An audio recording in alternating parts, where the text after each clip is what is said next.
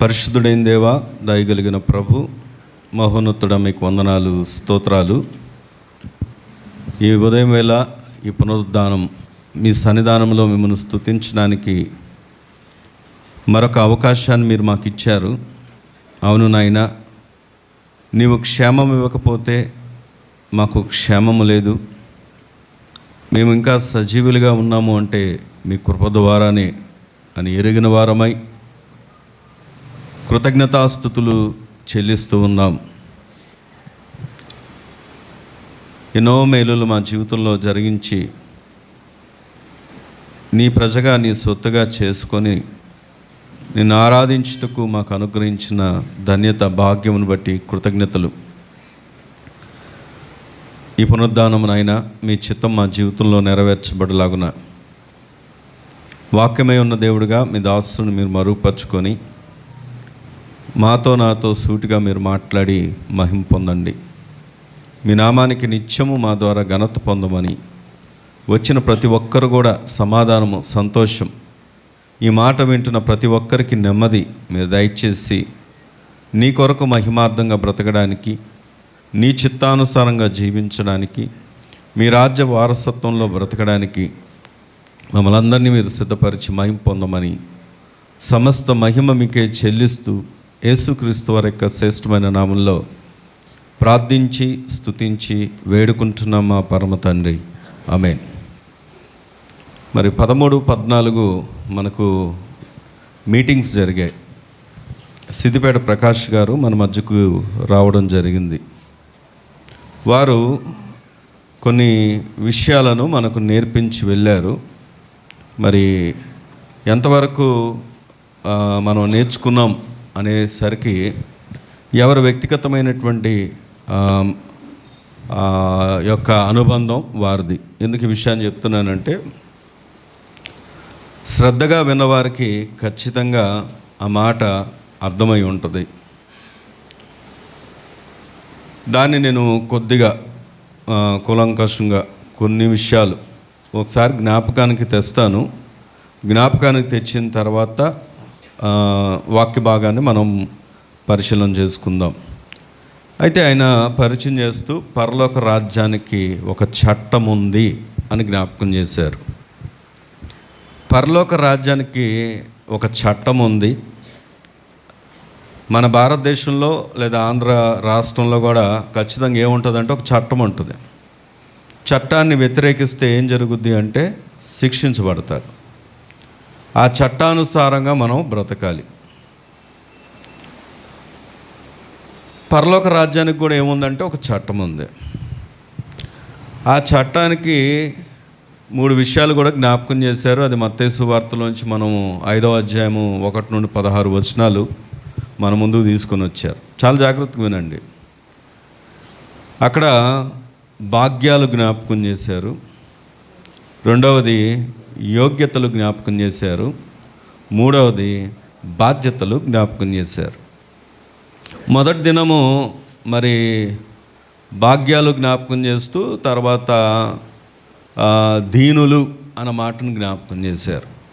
దీనులైన వారు ధన్యులు. క్రైస్తవులకు ఉండాల్సిన లక్షణం దీనత్వం అని జ్ఞాపకం చేశారు. నేను మళ్ళీ అవన్నీ వివరించను, కానీ దీనులైన వారికి దేవుడు ఎంతో గొప్ప కృపనిచ్చాడని, ఎంతో గొప్ప ఆశీర్వాదాలు ఇచ్చాడని జ్ఞాపకం చేస్తూ, వారికి స్నేహితులాశలు ఉంటారని, వారికి అందము, దీనత్వం అని, ఇంకా చాలా విషయాలు, సదుపాయాలు కలగజేయబడతాయని, వారి కొరకు దేవుడు ఒక ఉన్నతమైనటువంటి ప్రణాళిక కలిగి ఉన్నారు, హెచ్చించబడతారని, ఇలాగా దేవుడు మరి సేవకుల ద్వారా మొదటి దినం జ్ఞాపకం చేశారు. ఎవరికి ఆశీర్వాదము అంటే దీనులకు. రెండవది యోగ్యతలు జ్ఞాపకం చేసినప్పుడు ఒక విషయాన్ని ఎగ్జాంపుల్గా చెప్పారు. ఏంటి ఆ విషయం అంటే మూట అని చెప్పారు. ఏ మూట అంటే అది రక్షణ మూట. దానికి ఒక ఉదాహరణ, రక్షణ అనేది మూట అని కాదు, కానీ దానికి ఉదాహరణగా వాడినటువంటి మాట అది. ఏంటి అంటే, ఒక బట్టల షాప్లో ఎక్కడికైనా పంపించాలి అనుకున్నప్పుడు విలువైనటువంటి వస్తువులన్నిటినీ ఏం చేస్తారు, విలువైన శారీలే కానీ వాటన్నిటి లోపల పెట్టి పైన వాడే సంచి లేదా పైన వాడే చీర ఏదైతే ఉందో పాతవి వాడతారు. విలువైనవి ఎక్కడ ఉంటాయంటే లోపల ఉంటాయి. పైన ఉన్నది ఏంటి అంటే విలువ అంతగా విలువలేనిది. ఎందుకంటే అది ఇష్టం వచ్చినట్టు అటు ఇటు పడేస్తారు, బెయిల్స్ అంటారు అనుకుంటాను బహుశా. అవి ట్రాన్స్పోర్ట్లో వేసేటప్పుడు ఇష్టం వచ్చినట్టు పడేస్తారు కనుక. కానీ లోపల ఉన్నది మాత్రం విలువైంది అని ఎరిగి మనం కూడా అంటే ఎప్పుడైనా మీరు ట్రాన్స్పోర్ట్కి వెళ్ళినప్పుడు రాసేటప్పుడు అక్కడ కాలం ఉంటుంది, దీంట్లో ఉన్న వస్తువు ఎంత విలువో రాయాలి. ఎప్పుడైనా పంపించేటప్పుడు ఇంత విలువ, అది ఒకవేళ పొరపాటున మిస్ అవుతే అంత విలువ వాళ్ళ దగ్గర నుండి క్లెయిమ్ చేసుకోవడానికి అన్నట్లుగా. అయితే వినండి, శ్రద్ధగా వినండి. ఆయన దాన్ని ఉదాహరణగా వాడారు, అంతేగాని రక్షణ అనేది మూట కాదు అది. కానీ మనం పైన ఉన్న వాటిని చూడము, లోపల ఉన్న వాటిని చూస్తాం. ఆ ఉదాహరణలో వాడిందని. నేటి దినాల్లో రక్షణ అంటే ఎలా ఉంది అంటే ఏదో బాప్తిజం తీసుకున్నాం, రక్షించబడ్డాం అంతే, ఇంకా ఏం పర్వాలేదు, ఎలాగున్నా పర్వాలేదు, ఎలా బ్రతికినా పర్వాలేదు, పరలోకానికి వెళ్తాం అనేది ఒక నేటి దినపు క్రైస్తవంలో ఉన్నటువంటి ఒక దురభిప్రాయం. అది మంచి అభిప్రాయం కాదు, దురభిప్రాయం. ఎందుకంటే అది వాక్యానుసారం కాదు. నువ్వు బాప్తిజం పొందినంత మాత్రాన లేదా రక్షించబడినంత మాత్రాన నీ రక్షణను నువ్వు నిర్లక్ష్యం చేస్తే, అంటే విలువైంది ఏంటి అంటే లోపల ఉంది, బయట ధరించుకున్నది కాదు, లోపల ఉన్నది విలువైంది. బహుశా మనం చక్కని పాటలు పాడవచ్చు, లేదా వాక్యం అందించవచ్చు, లేకపోతే ఇంకా ఇతర పనుల్లో కార్యకలాపాల్లో ఉండొచ్చు. కానీ రక్షణను కలిగినటువంటి మనం ఆ రక్షణకు తగినట్లుగా బ్రతకకపోతే దేవుని రాజ్యాన్ని స్వతంత్రించుకోలేం. ఎందుకు ఈ విషయాన్ని జ్ఞాపకం చేస్తున్నానంటే అక్కడ ఆయన ఉపయోగించినటువంటి మాట ఒక బహుశా కొంతమందికి పూర్తిగా అవగాహనకు రాలేదేమో లేదా వచ్చిందేమో నాకు తెలియదు. కానీ చాలా సంతోషకరమైన విషయం ఏంటంటే దేవుని మాటను గురించి ఆలోచన చేసాం మనం. ఈరోజు ప్రభు ఎందుకు ఈ విషయాన్ని మళ్ళీ జ్ఞాపకం చేస్తున్నాడంటే అక్కడ ఆ రక్షణ మూట అనగా నేను మళ్ళీ జ్ఞాపకం చేస్తున్నాను, దాని ఇన్నర్ పార్ట్ ఏదైతే ఉందో చాలా విలువైంది. ఆయన తన అనుభవంలోంచి చెప్పారు. ఆయనకి 40 సంవత్సరాలు లేదా ఇంకా దాని పై చిలుకు అనుభవం ఉంది.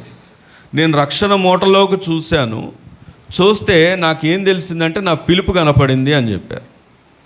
అది ఒక్కసారిగా జరిగింది కాదు, దాని లోపల ఆయనకు పిలుపు ఉందని, ఆయన సేవకుడుగా, లేకపోతే అనేక మందిని, ఎప్పుడైనా సిద్దిపేట మీటింగ్స్కి వచ్చిన వాళ్ళకి తెలుస్తుంది అక్కడ ఎలాంటి విధానాలు ఉంటాయో, ఏ రీతిగా అక్కడ పరిచర్లు జరుగుతాయో, ఏ రీతిగా పరిచర్లు నడిపించబడతాయో, ఏ రీతిగా క్రమశిక్షణ ఉంటుందో, ఇవన్నీ ఆయన పిలుపులో భాగమే.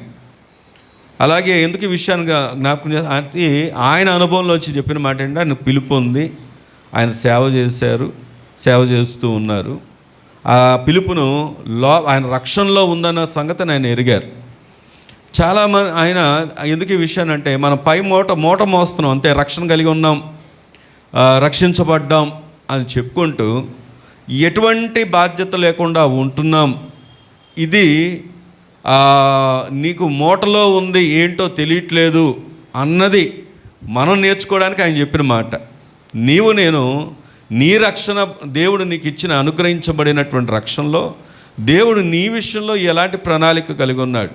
అది పరిచర్య అవ్వచ్చు, సేవ అవ్వచ్చు, లేకపోతే ఇంకా బైబిల్లో చూస్తే అందరూ సేవకులే కాదు, బైబిల్లో సేవకు సహకరించిన వారు ఉన్నారు, అందుబాటులో ఉన్నవారు ఉన్నారు, సువార్తను పంచిన వారు ఉన్నారు. ఇంకా సేవకుడు చెరసాల్లో ఉన్నప్పుడు సైతం భోజనం అందించిన వారు ఉన్నారు. వారందరూ కూడా అదే విధమైనటువంటి ఘనతను పొందారు. వారికి ఇవ్వబడినటువంటి తలాంతు, వారిని ఎందుకు దేవుడు ఎన్నుకున్నాడో అది వినియోగించుకున్నప్పుడు వారి జీవితంలో ఏం కలిగిందంటే ప్రభు కొరకైనటువంటి గొప్ప సాక్ష్యాన్ని వారు పొందారు. దేవుని స్తోత్రం కలుగును గాక. ఈరోజు ఎందుకు ఈ మాట జ్ఞాపకం చేస్తున్నా అంటే రక్షణ మూట మోస్తున్నారు కానీ అంటే అర్థం కాలేదేమో. ఒకవేళ మీకు మూటను మోయడం అంటే పేరుకు చెప్పుకుంటూ బ్రతుకుతున్నాము కానీ ఆ లోపల ఉన్నటువంటి విలువైన దాన్ని గ్రహింపకుండా లోక సంబంధమైనటువంటి కార్యకలాపాల్లోనే, దినచర్యల్లోనే, ఉద్యోగాల్లోనే, పనుల్లోనే, వ్యాపారాల్లోనే, వీటిలోనే కొట్టుకెళ్ళిపోతున్నాం కానీ ఆ విలువైన దాన్ని మనం పొందుకోలేదు అని చెప్పడానికి, లేదా పొందుకోవాలి అని చెప్పడానికి కొన్ని విషయాలు మన ముందుకు తీసుకొచ్చారు. ఇది 2వ దినం మనం నేర్చుకున్నటువంటి మాట. యోగ్యతలు, మరి భాగ్యాలు ఉన్నాయి, యోగ్యతలు ఉంటే ఆయన చెప్పిన మాట, చివరి మాట ఏంటంటే ఏముంటుందంట? బాధ్యతలు వస్తాయి. బాధ్యతలు అందరికీ ఇస్తారా అంటే అందరికీ ఎవరికి ఇస్తారు? విచిత్రం ఏంటంటే మనం మోషేను చూసినప్పుడు మోషే తర్వాత బాధ్యత ఎవరికి అప్పగించబడింది అంటే యెహోషువకు అప్పగించబడింది. ఎందుకు యెహోషువకే అప్పగించబడింది? కాలేబు లేడా? కాలేబు కూడా యెహోషువ ఇద్దరు కలిసే కదా వేగు చూడడానికి వెళ్ళారు. మరి కాలేబుకి ఎందుకు ఇవ్వలేదు? కాలేబు ఏమన్నా మళ్ళీ నిండు మనస్సుతో అని రాయబడి ఉంటుంది. ఆయన ఎలా అనుసరించాడంటే మోషేని నిండు మనస్సుతో నేను అనుసరించానన్నాడు. కానీ ఆయనకంటే కూడా ఫైన్ క్వాలిటీ ఎవరిలో ఉందని ప్రభు ఎరిగాడు, దేవుడు ఎరిగాడు యెహోషువలో ఉందని. కారణం ఏంటి అంటే ఒక చిన్న ఎగ్జాంపుల్, అది ఎగ్జాంపుల్ కదా, వాస్తవమే. ఏమిటి అంటే మోషే ఏమో సీనాయి పర్వతం మీదకి వెళ్ళాడు, ప్రభుతో ముఖాముఖిగా మాట్లాడుతూ ఉన్నాడు. యెహోషువను వెంట పెట్టుకొని వెళ్ళి మధ్యలో ఉండమని చెప్పాడు. ఇక్కడ కింద ప్రజలంతా ఏం చేస్తున్నారంటే ఆఖరికి మోషే అన్న అహరోను కూడా ఒత్తిడి తేబడి ఆయన కూడా ప్రజల యొక్క ఒత్తిడికి లోనై ఏం చేశాడంటే ఒక ప్రతిమను తయారు చేశాడు. వీళ్ళందరూ మోషే చనిపోయాడు అనుకుంటున్నారు. ఈ ప్రతిమ దగ్గర ఏం చేస్తున్నారు? ఇష్టానుసారంగా గంతులు వేస్తూ ఆర్భాటాలు చేస్తున్నారు. శబ్దాలు ఎక్కడికి వెళ్తున్నాయంటే పైదాకా వెళ్తున్నాయి. ఇప్పుడు వాస్తవానికి అత్యంత కఠినమైనటువంటి పరిస్థితులు ఎవరు ఉన్నారని చెప్పాలి అంటే మోషే కాదు. ఎవరు అంటే యెహోషువ. ఎందుకంటే ఆయన చెవులకి ఏమి వినబడుతున్నాయంటే కింద ఉన్నటువంటి శబ్దాలు వినబడుతున్నాయి. కిందకి వెళ్ళలేడు, పైకి వెళ్ళిన మోషే రాలేదు. మరి ఇద్దరి మధ్యలో ఉన్నాడు ఆయన. కానీ ఏం చేస్తున్నాడంటే మోషే అప్పగించిన బాధ్యతను నమ్మకంగా నిర్వర్తిస్తూ కనిపెట్టుకొని ఉంటున్నాడు. దేవుని స్తోత్రం కలుగును గాక. ఇది ఎవరు చూశారంటే ప్రజలు గుర్తించకపోవచ్చు, ఆఖరికి మోషే కూడా గుర్తించకపోవచ్చు. కానీ ఎవరు చూశారంటే దేవుడు చూశాడు. ఈరోజు ఎందుకు ఈ విషయాన్ని జ్ఞాపకం చేస్తున్నానంటే బాధ్యతలు అందరికి ఇవ్వబడలేవు. కొంతమంది తీర్మానాలు బాగా తీసుకుంటాం మనం. అన్నా ఇప్పటి నుండి ఇలా ఉంటానన్నా, ఈ నెల నుండి ఇప్పుడు ఇలా ఉంటానన్నా, 1వ తారీఖు నుండి ఇలా ఉంటానన్నా. నేను కూడా చాలాసార్లు అంటూ ఉంటాను, సోమవారం నుండి వాకింగ్ మొదలెట్టాలని. చాలాసార్లు ఫెయిల్ అవుతూ ఉంటాను. ప్రతి సోమవారం వస్తూ ఉంటుంది, ఈ సోమవారం నుండి వాకింగ్ చేయాలంటూ ఉంటాను, కానీ ఫెయిల్ అయిపోతూ ఉంటాను. అంటే ఇలాంటి తీర్మానాలు కాదు ప్రభు కావాల్సింది, నమ్మకత్వం. ప్రభు నమ్మకస్తులైన వారిని, యథార్థవంతులకు ఏ మేలు చేయక మానడు. ఈరోజు ప్రభు ఎందుకు విషయాన్ని జ్ఞాపకం చేస్తున్నాడంటే ఎవరైతే ఇలాంటి భాగ్యాన్ని ఎరిగి యోగ్యతలు కలిగి ఆ యొక్క బాధ్యతలను నిర్వర్తిస్తారో వారు పరలోకపు రాజ్యపు ఆ చట్టమును నిలిచిన వారుగా ఉంటారు. ఒక దినం ప్రభు వచ్చినప్పుడు ప్రభు ఏం చేస్తాడంటే వారిని వెంట పెట్టుకొని తీసుకొని వెళ్తాడు. ఒకవేళ లేకపోతే మనం పాటలు పాడినా, ఆరాధనలు చేసినా, వాక్యం అందించినా, అందరి ముందు కనబడుతున్నట్లుగా మనం ఉన్నా, లేకపోతే తెల్లని వస్త్రాలు ధరించినా, మంచి పేరు ప్రఖ్యాతలు ప్రజల ముందు కనబరిచినా, ఒక దినం ప్రభు అంటాడు నువ్వెవరో నాకు తెలియదు. ఎందుకంటే ఈ చట్టంలో మనం ఫెయిల్ అయ్యాం గనక. ఈ ఉదయకాలం దేవుడి విషయాన్ని జ్ఞాపకం చేస్తూ మీ అందరికీ జ్ఞాప్తికలోకి తీసుకురావాలని ఈ మాటను తీసుకొచ్చాను. మరి ఇంకా మన రక్షణని నిర్లక్ష్యం చేయొద్దు. హెబ్రీలకు రాసినటువంటి పత్రికలో ఒక మాట ఉంటుంది, చదువుకుందాం రండి. హెబ్రీలకు రాసినటువంటి పత్రిక 2వ అధ్యాయము 3వ వచనం చదవండి. ఇంత గొప్ప రక్షణను మనం నిర్లక్ష్యము చేసిన ఎడల ఎలాగూ తప్పించుకుందాము. చాలు. ఆ పక్కన ఏముందో తెలుసా? క్వశ్చన్ మార్క్ ఉంది. వినాలి. ఏముంది అక్కడ? క్వశ్చన్ మార్క్ ఉంది. ఏమని రాస్తుంది అంటే ఇంత గొప్ప రక్షణను మనం నిర్లక్ష్యం చేసిన ఎడల ఎలాగూ తప్పించుకుందుము. Question mark ఎందుకుందంటారు? దాని సమాధానం నువ్వు చెప్పగలవా? ఎలా తప్పించుకోగలవు? తప్పించుకోవడం సాధ్యమవుద్దా? డాక్టర్లు కూడా మా బాబుని మేము హాస్పిటల్ తీసుకెళ్ళినప్పుడు స్కానింగ్లో కింద ఇంప్రెషన్ అని రాసి ఉంటుంది స్కానింగ్ రిపోర్ట్లో. ఆ ఇంప్రెషన్లో వాళ్ళు కూడా డైరెక్ట్గా చెప్పేయకుండా డాక్టర్కే వదిలేస్తున్నారు. క్వశ్చన్ మార్క్ గాను చుక్కలు చుక్కలుగా పెట్టో, అంటే దీని ఫైనల్ రెఫరెన్స్ ఏదైతే ఉందో మేము చెప్పం, కానీ ఎవరు చెప్తారు? డాక్టర్ చూసి డాక్టర్ చెప్తారు అని. మేము మొన్న ఒక స్కానింగ్ చూసి కొద్దిగా కంగారు పడ్డాం. ఆ కింద ఇంప్రెషన్స్లో చాలా రాసేసారు. ఏదేదో రాసి చుక్కలు చుక్కలు పెట్టి క్వశ్చన్ మార్కులో పెడితే అమ్మో ఏంటో ఏముందో అని కంగారు పడ్డాం మేము. డాక్టర్ దగ్గరికి వెళ్ళినప్పుడు డాక్టర్ కూడా దాన్ని చూసిన విధానం ఎలా చూశాడంటే ఇలాగ క్వశ్చన్ మార్క్గా చూశాడు. కొద్దిగా ఇంకా టెన్షన్ అనిపించింది. తర్వాత అన్నాడు ఏముండదండి, అది సాధారణంగా వచ్చేదే, పర్వాలేదు మెడిసిన్ ఇద్దాం అని చెప్పి అన్నారు. ఈ విషయాన్ని ఎందుకు జ్ఞాపకం చేస్తున్నానంటే లోకరీతిగా దాంట్లో నెమ్మది పొందవచ్చు, తప్పించుకోవడానికి అవకాశాలు ఉంటాయి. కానీ దేవుని దగ్గర ఆ పరలోకపు రాజ్యపు చట్టములో మనం నిలిచి ఉండకపోతే ఎలా తప్పించుకుంటాం? ఎలా తప్పించుకోగలం? నేను మళ్ళీ జ్ఞాపకం చేస్తున్నాను, ఇంత గొప్ప రక్షణను, ఒకటి రక్షణ అనే అనుబంధంలోకి రానివారు ఉన్నారు ఇందులో. రెండవది రక్షించబడి కూడా రక్షణకు తగినట్లుగా ఇందాకే జ్ఞాపకం చేసుకున్నాం, ఆ రక్షణ పాత్రలో ఉన్నటువంటి ఆ మూటలో ఉన్నటువంటి విలువైన దాన్ని గ్రహింపు లేకుండా అసలు నన్ను ప్రభు ఎందుకు రక్షించుకున్నాడు, దేనికోసం రక్షించుకున్నాడని ఒక అవగాహన లేకుండా ఒక సామాన్యంగా సాధారణంగా యథాపలంగా ఒక ఆదివారపు క్రైస్తవంగా ఆచారపూరితమైన భక్తి చేస్తూ బ్రతుకుతే దాన్ని బట్టి ప్రభు ఏమాత్రం సంతోషించడు. ఎందుకంటే నేను గమనిస్తూ ఉంటే ఇప్పటికీ కూడా వస్తున్న వారు ఉన్నారు. మరి వీరు ఎందుకు వస్తున్నారు? ఎవరిని మెప్పించడానికి వస్తున్నారు?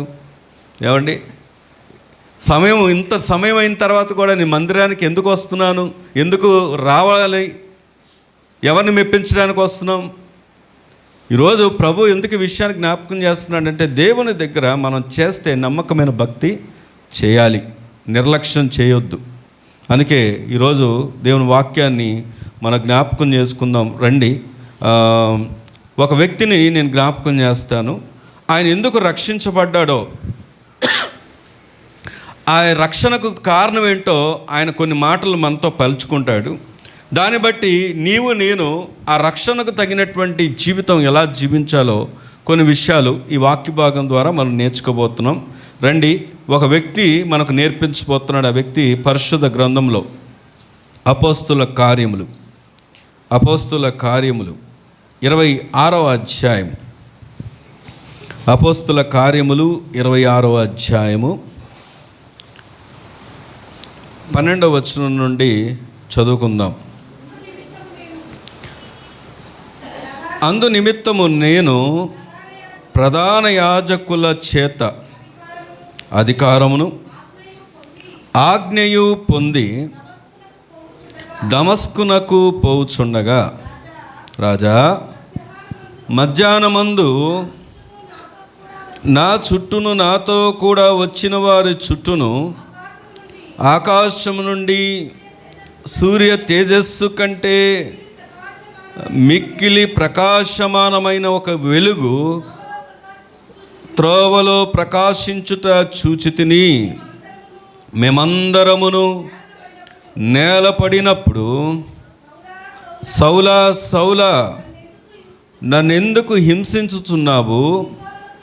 ముని కొలలకు ఎదురు తన్నుట నీ కష్టమని హెబ్రీ భాషలో ఒక స్వరము నాతో పలుకుట వింటిని. అప్పుడు నేను, ప్రభువా, నీవెవడవని అడుగగా, ప్రభువు, నేను నీవు హింసించుచున్న యేసును, నీవు నన్ను చూచి ఉన్న సంగతి గూర్చియు, నేను నీకు కనబడబోవు సంగతి గూర్చియు, నిన్ను పరిచారకునిగాను సాక్షిగాను నియమించుటకై కనబడి ఉన్నాను. నీవు లేచి నీ పాదములు మోపి నిలుపు. నేను ఈ ప్రజల వలనను అన్ని జనుల వలనను హాని కలగకుండా నిన్ను కాపాడెదను. వారు చీకటిలో నుండి వెలుగులోనికి, సాతాను అధికారము నుండి దేవుని వైపునకు తిరిగి నా యందలి విశ్వాసము చేత పాప క్షమాపణను పరిశుద్ధపరచబడిన వారిలో స్వాస్యమును పొందునట్లు వారి కనులు తెరుచుటకై నేను నిన్ను వారి వద్దకు పంపెదనని చెప్పాను. దేవుని స్తోత్రం చెప్దామా? హల్లెలూయా, హల్లెలూయా. ఇక్కడ కనబడుతున్నటువంటి వ్యక్తి ఎవరు అంటే అపోస్తుడైనటువంటి పౌలు. వినండి. అపోస్తుడైనటువంటి పౌలు ఎవరి దగ్గర నిలబడి చెప్తున్నారు ఈ మాట అంటే మొదటి వచనంలో ఉంటుంది అగ్రిప్ప. ఆయన ఎవరు అంటే రాజు. ఆ రాజు దగ్గర సాక్ష్యం ఇస్తున్నాడు. వినండి, ఏంటి ఆ సాక్ష్యం అంటే, నేను ఒకప్పుడు ఎందుకు నియమించబడ్డాను అంటే ఇదిగో క్రైస్తవులను హింసించడానికి. సరే, హింసించడానికి బయలుదేరాను. దమస్కు మార్గంలో నన్ను ఒక ఆయన గుర్రం నుంచి పడేశాడు. నేను అడిగాను, ప్రభా నువ్వెవరు అంటే, నీవు నన్ను హింసిస్తున్నావు, ఆ హింసిస్తున్నటువంటి యేసును అని పరిచయం చేసుకున్నాడు. అప్పుడు ప్రభువా, ఈయన నోటి నుండి వచ్చిన మాట, ఎవరో ఆయన పడేస్తే దూషించలేదు. నాకు తమ్ముడు సాక్ష్యంలో దూషించడానికి వచ్చారు, కానీ ఈయన దూషించలేదు. ఆయన అడుగుతున్నాడు. ఏమని అడుగుతున్నాడంటే, ప్రభువా నువ్వెవరు? అప్పుడు నీవు హింసించుచున్న యేసును అని పరిచయం చేసుకున్నాడు. అప్పుడు ఆయన అడిగాడు, మరి ఏంటి సంగతి అని అడిగినప్పుడు ఆయన చెప్పిన మాట ఏంటంటే, నిన్ను నేను ఎందుకు ఎన్నిక చేసుకుంటున్నానంటే, నీవు నాకు ఏమై ఉండాలి అంటే పరిచారకునిగా. దేవుని స్తోత్రం చెప్దామా? గట్టిగా చెప్దామా? ఈరోజు ఇదే మాట మన దాకా తీసుకొని వస్తే, ఎందుకు దేవుడు నిన్ను రక్షించుకున్నాడు? ఒక సంఖ్య కోసమా? కర్మేలు మందిరం, అందులో ఒక వ్యక్తి పెద్దగానో ఆరాధికుడుగానో సేవకుడుగానో వాక్యం అందించేవారు, మంచిదే. అసలు ఆయన ఇచ్చినటువంటి రక్షణ యొక్క ముఖ్య ఉద్దేశం ఏంటి? ఆలోచన చేస్తే కొంతమంది ఇలాగ అంటారు, నరకం నుండి తప్పించబడ్డానికండి అంటారు. కొంతమంది ఇలాగ అంటారు, ఏమని అంటే దేవుణ్ణి ఆరాధించడానికండి అంటారు. అసలు రక్షణ ఎందుకు అంటే, ఇక్కడ ఈయన అంటున్నాడు, ఈయన చెప్తున్నటువంటి సాక్ష్యం, నేను ఆయనకు పరిచారకుడిగా ఉండడానికి. ఆయన నన్ను ఎందుకు ఎన్నుకున్నాడంటే, నేను ఆయన సేవ చేయడానికి, నేను ఆయన కొరకు ఉపయోగకరంగా ఉండడానికి, ఆయన మాటను మోసుకెళ్ళడానికి, ఆయన్ని ప్రకటించడానికి. ఇంకెవరు లేరా? ఆయనే కావాల్సి వచ్చారా అంటే, దేవుడు ఒక్కొక్క వ్యక్తిని ఒక్కొక్క రీతిగా ఎన్నుకుంటాడు. ఈరోజు నీకు నాకు ఇచ్చిన భాగ్యం ఏంటంటే, ఆయన కొరకు నేను ఏం చేయాలంటే పరిచారకులుగా మారిపోవాలి. దేవుని స్తోత్రం కలుగునుగాక.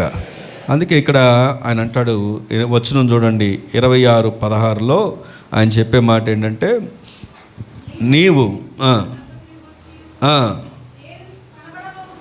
గూర్చియు పరిచారకునిగాను సాక్షిగాను. చాలండి, ఇంకా దేని కొరకంట?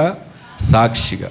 నేను మాట మొన్న సేవకులు మాట్లాడుతూ, ఆయన మనకు ఇచ్చినటువంటి బాధ్యతలో 2 బాధ్యతలు జ్ఞాపకం చేశారు. మొదటి బాధ్యత ఏంటంటే, ఈ లోకానికి మీరు ఏమై ఉన్నారంటే ఉప్పు నిస్సారమైతే ఏం చేయబడుతుందంట? త్రొక్కివేయబడుతుందంట. ఆయన చెప్పినప్పుడు నాకు గతంలో నా చిన్నతనంలో గుర్తొచ్చింది. నిజమే, కిరాణం కొట్లు, మా ఊర్లో కిరాణం కొట్లు ఉండేది. దాని బయట ఒక మూట కాదు, అసలు చాలా మూటలు ఉండేవి. మేము వెళ్ళి ఆ మూటల మీద ఆడుకుంటూ ఉండేవాళ్ళం, ఉప్పు మీద. అది ఎక్కడ ఉండేదంటే బయట ఉండేది అది. కానీ ఆయన సేవకులు జ్ఞాపకం చేసినట్లుగా ఆ ఉప్పు ఎంతో విలువైన వస్తువులు, కిరాణా కొట్లో ఉన్న విలువైన వస్తువులు. ఈ మధ్యలో డీమార్ట్కి వెళ్తే ఏదో చిన్న విషయానికి వెళ్ళినా కానీ ఏమవుతుంది చెప్పండి, వచ్చేటప్పుడు బిల్లు చూడండి ఎంత ఉంటుందో. విలువైనవన్నీ లోపల ఉంటాయి. విలువగా ఎంచబడి లోపల పెట్టుకుంటారు, ఉప్పుని బయట పెడతారు. కానీ వాస్తవానికి లోపల ఉన్న వాటి అన్నిటికీ విలువనిచ్చేది ఏది అంటే ఉప్పే. దేవుని స్తోత్రం కలుగునుగాక. కానీ ఆ ఉప్పు నిస్సారమైతే ఏం చేయబడుతుందంట? త్రొక్కివేయబడుతుంది.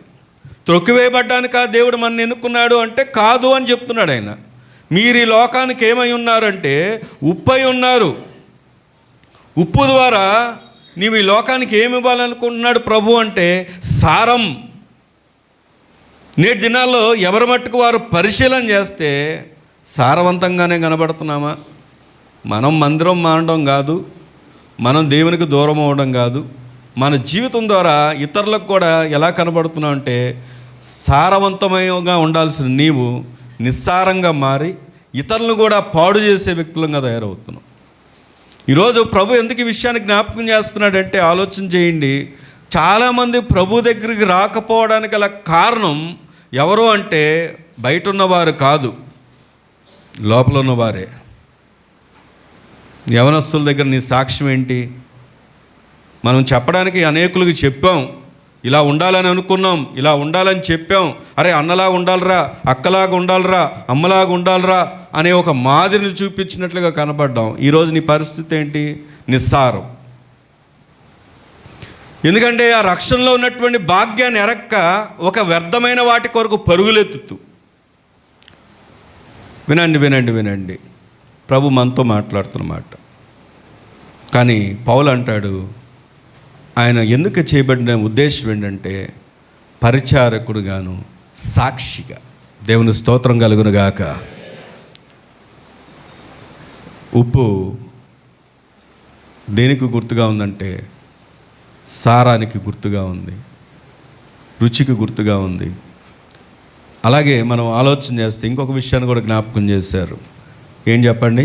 వెలుగు. వెలుగు ఎక్కడంట? దేంతో కప్పుతున్నారంట? వాక్యమే చెప్తున్నాడు దేవుడు. దేంతో కప్పకూడదంట? కొంచెము మంచము అంటే తిండి, వ్యాపారాలు, ఏమండి, నిద్రలు, సోమర్తనము, దీంతో కప్పుతున్నారంట. అందుకే నేటి క్రైస్తవ జీవితం ఏమైపోయిందంటే చీకటిమయంగా మారిపోయింది. ఎందుకంటే అది ఎక్కడ కప్పబడుతుంది? ప్రతి వారు పరుగులు దేని కొరకు అంటే పొద్దున్న మొదలు పెడితే రాత్రి వరకు కష్టపడద్దని చెప్పలేదు.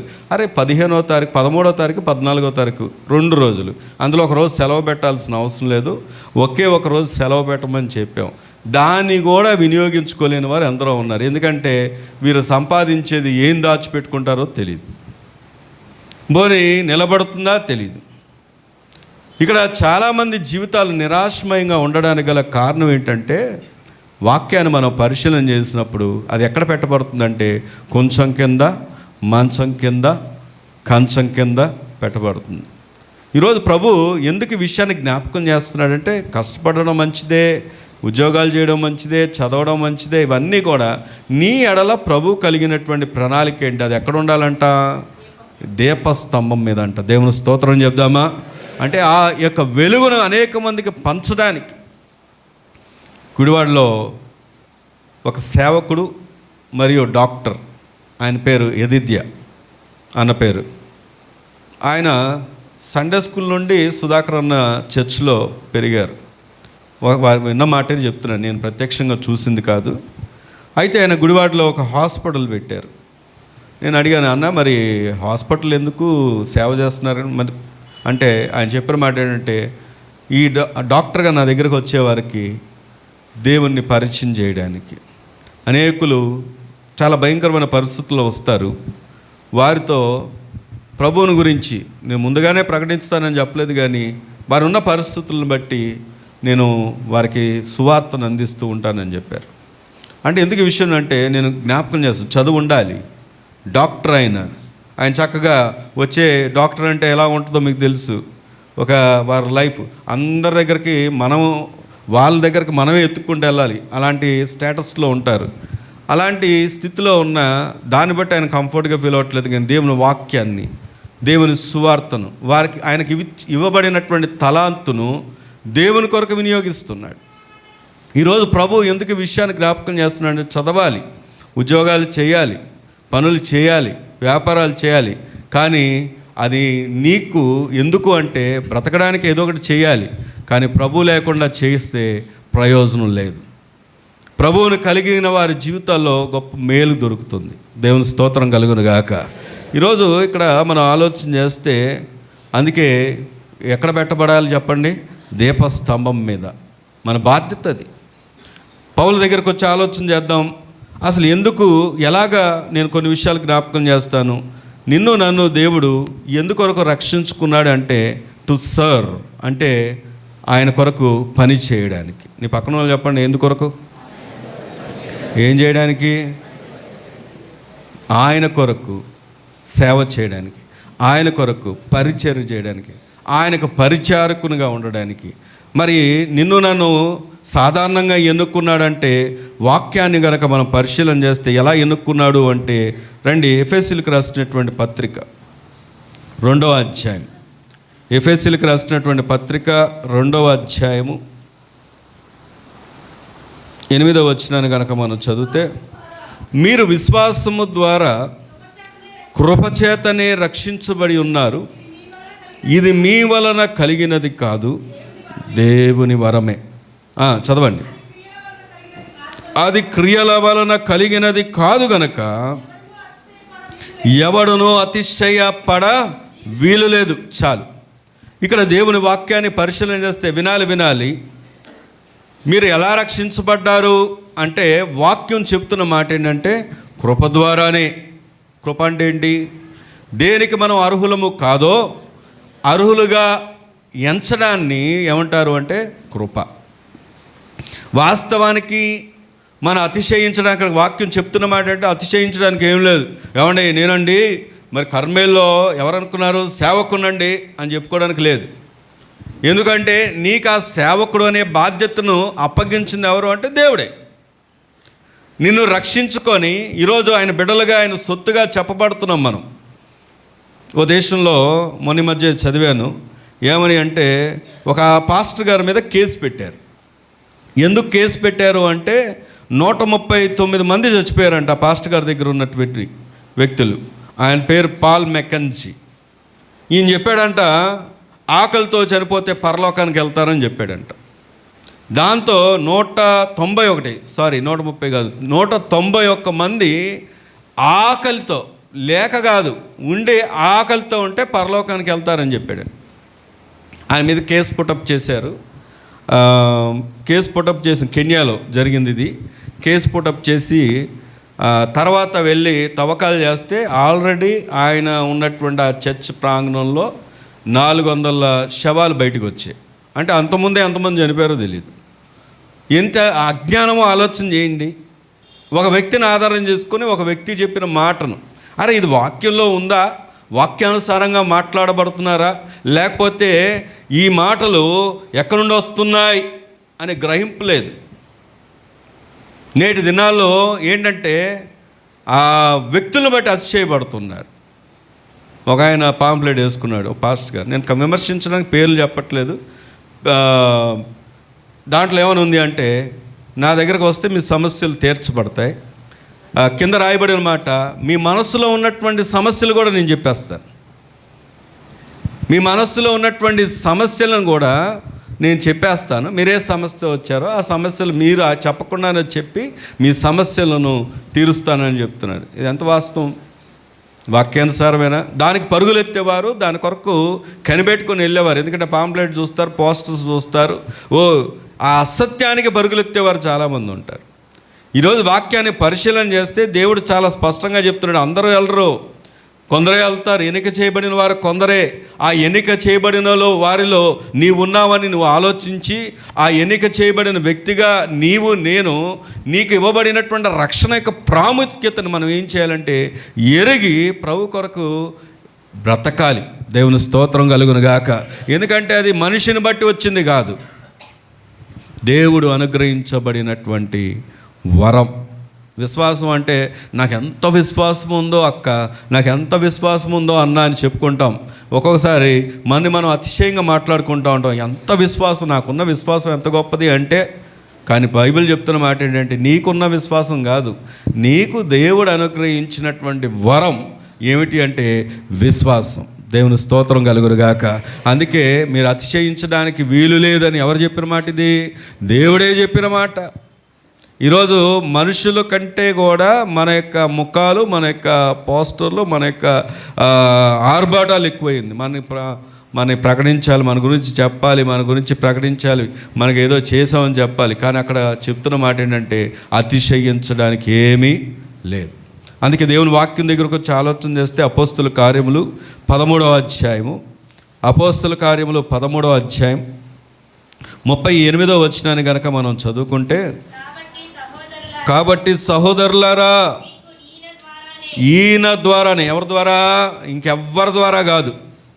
దేవుని వాక్యం చాలా స్పష్టంగా చెప్తున్న మాట ఏంటంటే ఆయన తప్ప ఇంకా వేరే దారి లేనే లేదు ఆయన చెప్తున్నాడు. కాబట్టి సహోదరులారా, మీకు ఈయన ద్వారానే పాప క్షమాపణ ప్రచురమగుచున్నదనియు, మీరు మోషే ధర్మశాస్త్రము వలన ఏ విషయంలో నీతిమంతులుగా తీర్చబడలేకపోతిరో ఆ విషయములన్నిటిలో విశ్వసించు ప్రతివాడు ఈయన వలనే నీతిమంతుడిగా తీర్చబడినని మీకు తెలియనుగాక.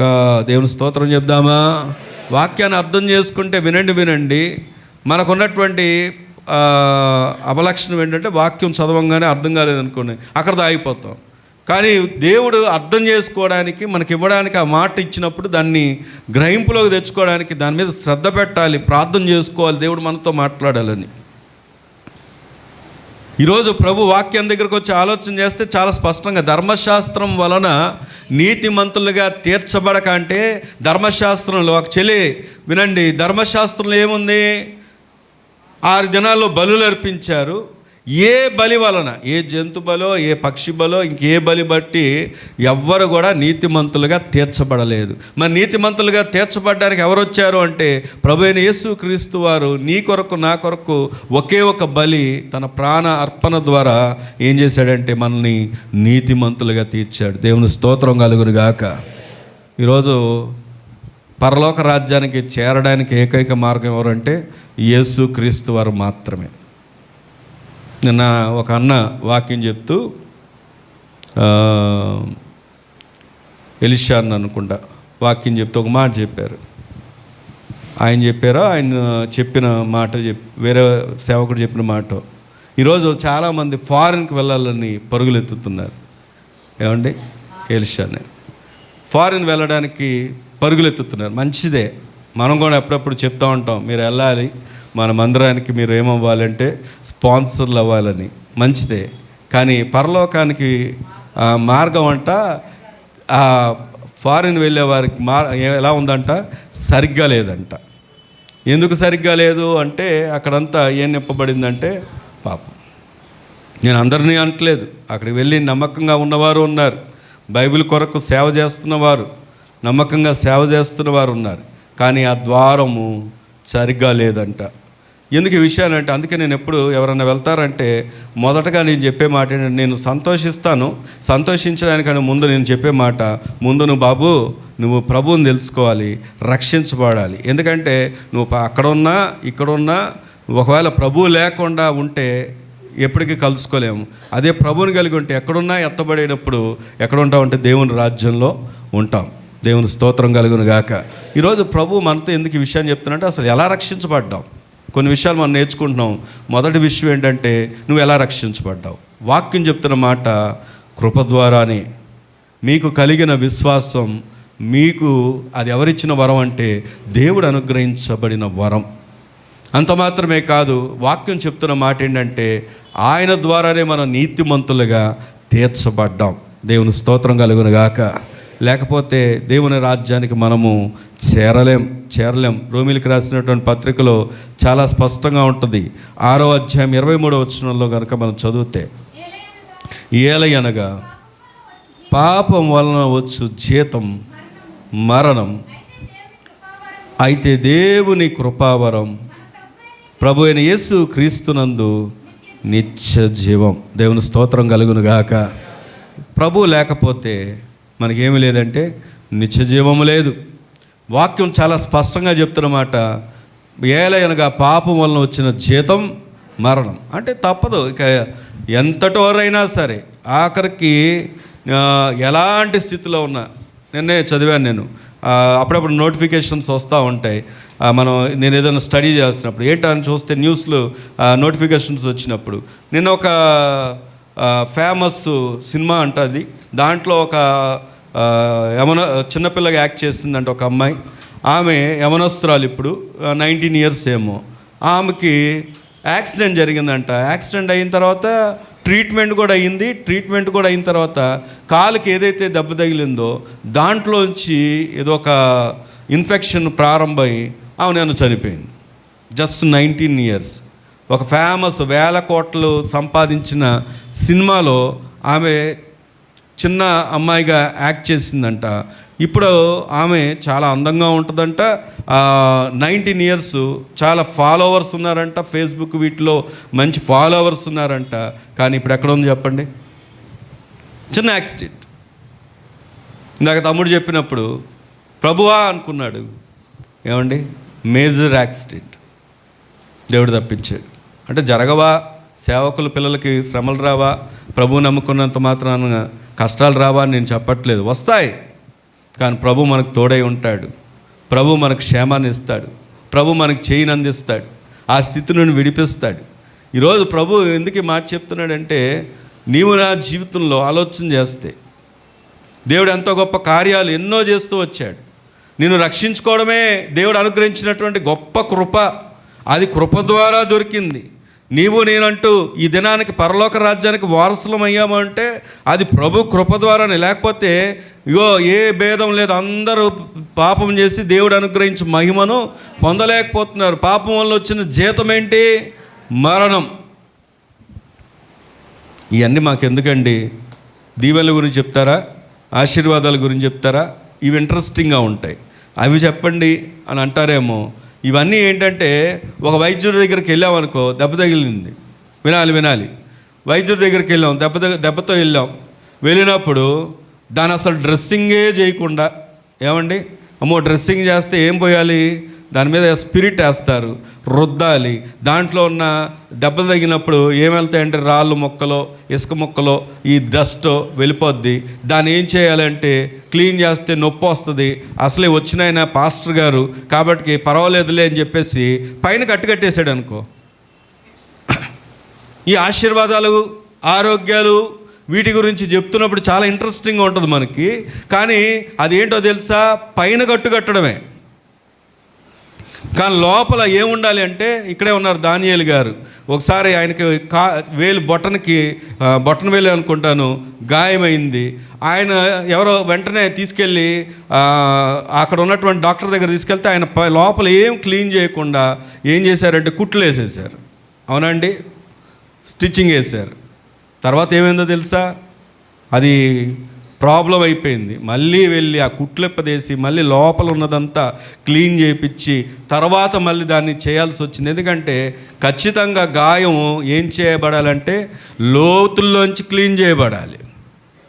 ఈరోజు దేనికి పరుగులెత్తుతున్నారంటే పై కట్టుల కోసం పరిగెత్తుతున్నారు, పైన దొరికే దాని కొరకు పరుగులెత్తుతున్నారు.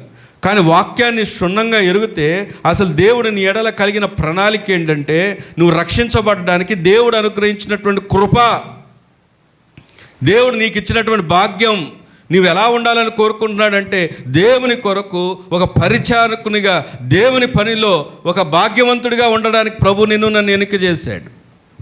దేవుని స్తోత్రం కలుగును గాక. అందుకే ఈ స్వరం నీకే వినబడుతుంది. అందుకే నిన్ను ఆ భాగ్యంలో ఉంచాడు. నీ చదువు, నేను ఎప్పుడు ఒకటే మాట అనుకుంటాను, 7th నా చదువు అయిపోయింది. 10th ఆగిపోవాల్సింది, ఇంటర్మీడియట్లో ఆగిపోవాల్సింది, ఆఖరికి డిగ్రీలో కూడా చదివి ఆటోనగర్ పనికి వెళ్ళాను. అయినప్పటికీ కూడా అసలు నేను ఎందుకు చదివాను అనే సంగతి నాకు ఎప్పుడు అర్థమైంది అంటే, నా చదువు నాకు ఎలా ఉపయోగపడింది అన్నది అర్థమైందంటే, నేను బైబిల్ కాలేజ్కి వెళ్ళినప్పుడు టీచింగ్ అంతా ఇంగ్లీష్లో ఉన్నప్పుడు, ఓహో ఈ రోజు కోసం, ఈ దినం కోసం ప్రభు నన్ను చదివించాడా అన్న విషయం నాకు ఇప్పుడు అర్థమైంది తెలుసా. మొదటిసారి బైబిల్ కాలేజ్కి వెళ్ళినప్పుడు. దేవుని స్తోత్రం కలుగును గాక. చదువు అందుకోసమా? ఈరోజు మరి నువ్వు చదివిన చదువు దేనికోసం? ఏమండి, ఇంజనీరింగ్ చదువుతున్నారు దేనికోసం? ఇక్కడ ప్రార్థన జరుగుతుంటే ఇంట్లో తిరుగుతూ ఉంటారు. ఏమండి, ఈ ఆరాధన క్రమాలు జరుగుతూ ఉంటే వీరు ఇళ్లల్లో ఉండి కూడా, ఎందుకంటే ఇప్పుడు వీళ్ళు హై స్టేజ్కి వచ్చారు కాబట్టి ఎందుకు మందిరాలకు రాకూడదు, శనివారాలు రాకూడదు, సిద్ధపాడి కూడికలు రాకూడదు, ఉదయకాల సహవాసాలు రాకూడదు. ఎందుకంటే ఇప్పుడు ఎవరు మేము హై స్టేజ్లోకి వచ్చాం, ఉద్యోగస్తులం. కానీ దేవుడు నీ ఎడల కలిగిన ప్రణాళిక నీకు తెలుసా? ఆయన ఏమై ఉన్నాడో, ఏ ఉద్దేశంతో నేను ఏర్పరచుకున్నాడో తెలుసా? తల్లిదండ్రులకు ఎంత కష్టమైనా నేను ఎందుకు చదివించారో తెలుసా? చదివించడానికి సామర్థ్యం దేవుడు ఎందుకు ఇచ్చాడో తెలుసా? దేవుని కొరకు నువ్వు వినియోగించబడతావని. నేనేం సేవ చేయమంటలేదు, సేవకు ఎలా సహకరించగలవు. ఇది కేవలం స్టూడెంట్స్ గురించి నేను చెప్తున్న మాట కాదు. ఉద్యోగమైనా అంతే, పనైనా అంతే. నీ బాధ్యత ఏంటి? నువ్వెలా ఉపయోగపడగలవు? అసలు రక్షణలో దేవుడు నీ కొరకు దాచి ఉంచిన ప్రణాళిక ఏంటి? ఈయన వెంటనే తెలుసుకున్నాడు. పౌలు అంటాడు, నన్ను ఒక పరిచారకునిగా, ఒక సాక్షిగా.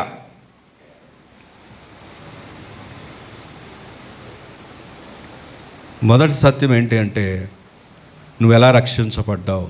ఈరోజు మనం ఆలోచన చేయడానికి, ఇది సత్యాలు చెప్పడానికి కాదు, నువ్వు ఆలోచించడానికి. ఇది దేవుని మనకు అనుగ్రహించిన కృప. దేవుని స్తోత్రం కలుగును గాక. రెండవది, నువ్వు ఎలాగా దేవుని కొరకు పని చేయగలవు.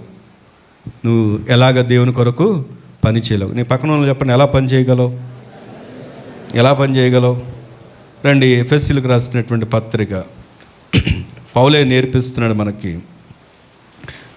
2వ అధ్యాయం 10వ వచనాన్ని గనక చదివితే, మరి వాటి యందు మనము నడుచుకొనవలనని దేవుడు ముందుగా సిద్ధపరిచిన సత్క్రియలు చేయుటకై మనము క్రీస్తు యేసునందు సృష్టించబడిన వారమై ఆయన చేసిన పని అయి ఉన్నాం. దేవుని స్తోత్రం చెప్దామా? మీ పక్కన ఉన్న వాళ్ళు చెప్పండి, దేవుడు నీ సృష్టికర్త అని చెప్పండి. ఎవరండి సృష్టికర్త? దేవుడు మన సృష్టికర్త. అందులో అవాస్తవేముంది? కానీ ఎందుకోసం సృష్టించాడంట? వాక్యం చెప్తున్నమాట, నీవంట సత్క్రియలు చేయడానికి. ఇప్పుడు చెప్పండి, నీ పక్కన వాళ్ళు చెప్పండి, నువ్వు సత్క్రియలు చేయాలని. నా ప్రశ్న ఏంటంటే, నిన్ను సత్క్రియల కొరకు సృజించాడా, లేదా నువ్వు సత్క్రియలు చేసినందున నిన్ను దేవుడు ఎన్నిక చేశాడా? చెప్పండి. వాక్యం ఏం చెప్తున్నది? లోకం ఏమని చెప్తుందో తెలుసా? వినండి. లోకం చెప్పే మాట ఏంటంటే, మంచి పనులు చేస్తే, అన్నదానాలు చేస్తే, గోదానాలు చేస్తే, ఆదానాలు చేస్తే, వాళ్ళకి హెల్ప్ చేస్తే ఏం చేస్తారంట? వాళ్ళు ఎక్కడికి వెళ్తారు? మోక్షానికి వెళ్తారు. కొంతమంది విచిత్రం ఏంటంటే, క్రైస్తవుల్లో కూడా ఉన్నారు ఇలాంటి వాళ్ళు.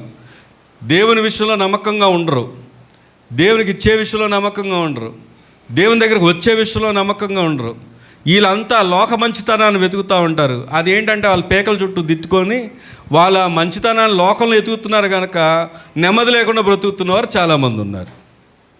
ఈరోజు ఇక్కడ వాక్యాన్ని మనం పరిశీలన చేస్తే, అసలు దేవుడు రక్షించుకున్నది ఆయన మనకు అనుగ్రహించినటువంటి విశ్వాసం, ఆ దేవుడు అనుగ్రహించిన కృప, ఆ దేవుడు అనుగ్రహించిన వరం.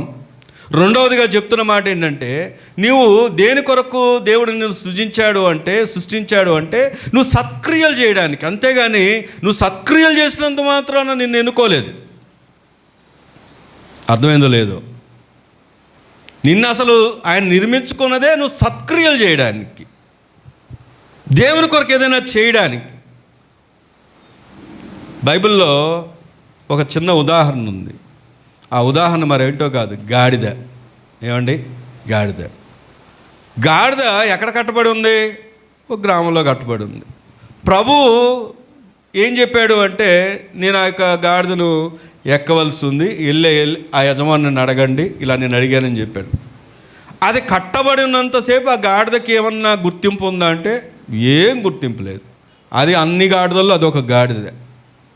కానీ ప్రభు ఎప్పుడైతే దాన్ని తీసుకొని ప్రభు దాన్ని ఎక్కాడో, దాని మీద ఆయన ఊరేగించబడ్డాడో, ఇప్పుడు దాని ముందు ఏం పరుస్తున్నారంటే మట్టలు పరుస్తున్నారు, హోసన్నా హోసన్నా అంటున్నారు, చక్కగా పూలు చల్లుతున్నారు, ఆర్భాటం చేస్తున్నారు, అందరూ ఆనందిస్తున్నారు. ఇప్పుడు గాడిద ఏమనుకుంటుంది చెప్పండి? గాడిద ఏమనుకుంటుంది? కట్టబడినప్పుడు దాని వీపు మీద ఏముందంటే మూటలు ఉండేవి, బరువు ఉండేది. కానీ దేవుడు దాన్ని విడిపించి ఆయన ఎప్పుడైతే దాన్ని ఎక్కాడో దానికి ఏమొచ్చిందంటే విలువ వచ్చింది. దేవుని స్తోత్రం కలుగును గాక. ఈరోజు ప్రభు పని కూడా అంతే. ప్రభు ఇచ్చినటువంటి ఈ బాధ్యతలు కూడా అంతే. నువ్వు దాన్ని నిర్వర్తిస్తుంటే నీకు మర్యాద వస్తుంది, నువ్వు నిర్వర్తిస్తుంటే దానికి నీకు గౌరవం వస్తుంది. ప్రభు పని చేస్తున్నందువలన నీకు గౌరవం వస్తుంది తప్ప నీలోనో నాలోనో ఏదో క్వాలిటీ ఉందనో గొప్పలమనే కాదు. లేకపోతే నీవు లేకపోతే నేను లేకపోతే ప్రభు తన పనిని జరిగించలేడని కాదు. దేవుని పని ఎప్పుడుగా ఆగదు, ఎవరిని బట్టి ఆగదు. దేవుడు తన పని కొరకు అనేకులని శేషాన్ని ఉంచుతాడు. బైబిల్లో మనం చూస్తే అనేక మంది శేషం ఉన్నారు. ఎందుకు శేషం అంటే వారు దేవుని పని చేయడానికి దేవుడు ఆయా స్థలాలు నియమించుకున్నాడు. అపోస్తుల కార్యంలో కూడా సంఘం చెదిరిపోయినప్పుడు ఇంకా పరిచర్య విస్తరించింది, కానీ ఎక్కడ కూడా ఆగిపోలేదు. మనమేమనుకుంటామంటే నేను లేకపోతే ఏమీ జరగదు, నేనే అక్కడ మూలం, నా ద్వారానే అనుకోవడానికి ఏమీ లేదు. దేవుడు నీకు ఇచ్చినటువంటి గొప్ప భాగ్యం దేవుని పని చేయడం, దేవుడు నీకు ఇచ్చినటువంటి గొప్ప ఘనత దేవుని కొరకు వినియోగించబడ్డం. నీకంటూ ఒక గుర్తింపు, నాకంటూ ఒక గుర్తింపు. ఎక్కడో విజయవాడలో, ఎక్కడో మిర్యాలగూడలో నేను ఒక అనామకుడిగా ఉంటే ఈరోజు నేనెవరో మీకు తెలిసేది కాదు, ఎటువంటి గుర్తింపు ఉండేది కాదు. పోనీ మిలిటరీ జాబ్ చేస్తున్నా ఏం గుర్తింపు ఉండదు. మిలిటరీ జాబ్ చేసిన అందరూ గుర్తింపు ఉంటుందా? గుర్తింపు ఎప్పుడు వచ్చింది అంటే దేవుని పని చేసినప్పుడే. దేవుని స్తోత్రం కలుగును గాక. అది సేవ అవ్వచ్చు, అది అందుబాటులో ఉండడం అవ్వచ్చు, పరిచయలో సహకరించడం అవ్వచ్చు, దేవుని పనిని చేయడం అవ్వచ్చు. ఎందుకంటే ఒక్కోసారి చాలా గొప్ప సాక్ష్యాలు వింటూ ఉంటాం. భక్త్ సింగ్ గారు, భక్త్ సింగ్ గారేనా, బిల్లీగ్రామ్ గారు అనుకుంటా, సువార్త ఆయనకి చెప్పింది ఎవరు చెప్పండి? మొట్టమొదటిగా ఆయన సువార్త విన్నది ఎవరు? ఒక పాప, చిన్న పాప చెప్పిన సువార్త. ఆఖరికి నిన్ను ఇగో అమెరికాకి ఏం చేస్తానన్నారంటే, ప్రధాని చేస్తానంటే, రాష్ట్రపతిని, అది ప్రెసిడెంట్ చేస్తానంటే బిల్లీగ్రామ్ గారు అన్నారంట, నేను ఆల్రెడీ పై స్టెప్లో ఉన్నాను, నేను ఒక స్టెప్ నేను కిందకి దిగలేను అన్నారంట. దేవుని స్తోత్రం చెప్దామా? ఏంటంటండి, ఆయన ఆల్రెడీ ఎక్కడున్నారంట? హై స్టెప్లో ఉన్నారంట. దేవుని పనిలో ఉన్నతమైన స్థానంలో ఉన్నాను, ఒక స్టెప్ కిందే ప్రెసిడెంట్ పదవి అని అనుకున్నాడంట. చిన్న పాప. ఈరోజు నీవు చేసే ఏ పనైనా గుర్తింపులోకి వస్తుంది. కానీ ఎప్పుడు అంటే నీ రక్షణలో ఉన్నటువంటి భాగ్యాన్ని నీవు ఎరిగి ఉండాలి. ఆ రక్షణ నిర్లక్ష్యం చేయొద్దు. దేవుడు నీకు ఇచ్చినటువంటి గొప్ప ఘనత అది. అందుకే అక్కడ మనం చూస్తే మనం చదువుకున్న మాట, రండి ఈ మాట చదువుకుందాం. హెబ్రీయులకు రాసినటువంటి పత్రిక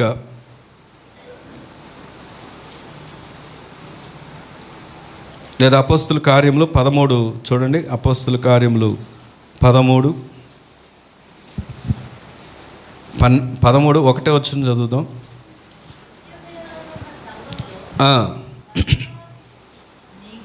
సరే. బర్నబా, నీగెర్ అనబడిన సుమయోను, కురేనీయుడైన లూకియా, చతుర్థాధిపతి అయిన హెరోద్తో కూడా మన యేసు,